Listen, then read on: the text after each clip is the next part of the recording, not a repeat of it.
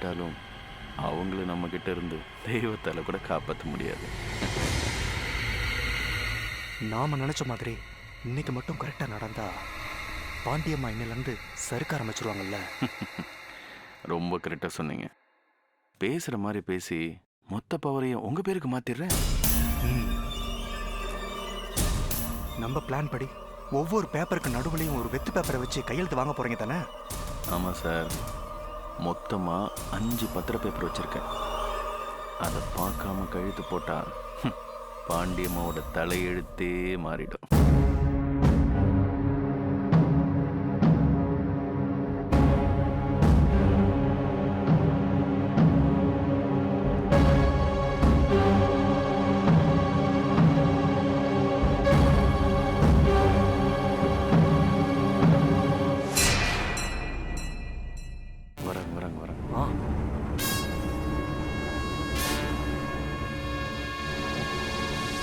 வணக்கம். வாங்க. நல்ல நேரத்துல கையெழுத்து போடுவோம்.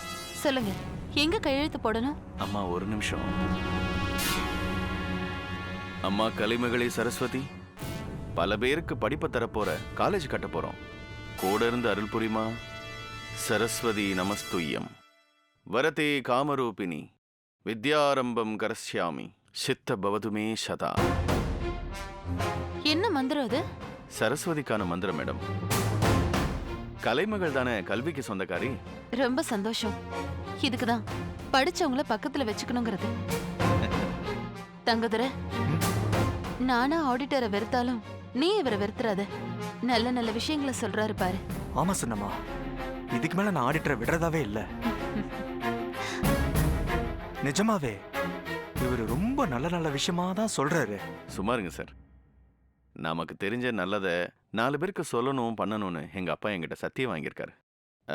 கையெழுத்து போடலாமா மேடம்? போடலாம்.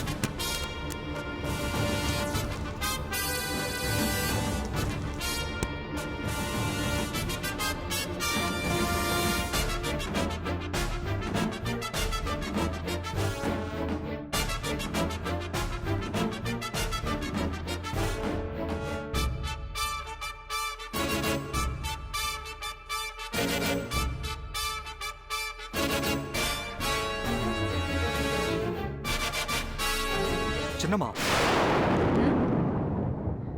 என்னதான் ஆடிட்டர் நமக்கு வேண்டப்பட்டவரா இருந்தாலும் படிச்சு பார்க்காம கையெழுத்து போடுறது.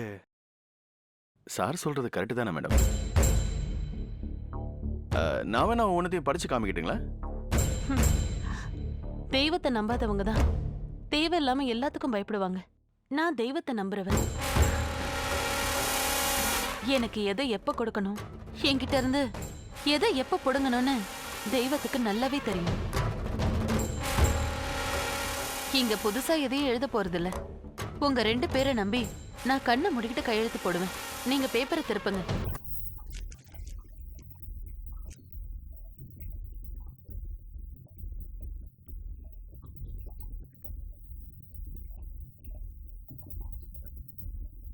பழநழுவி பால்ல விழல, டைரக்டா வாயிலே விழுது. விதி யார விட்டுச்சு பாவம்.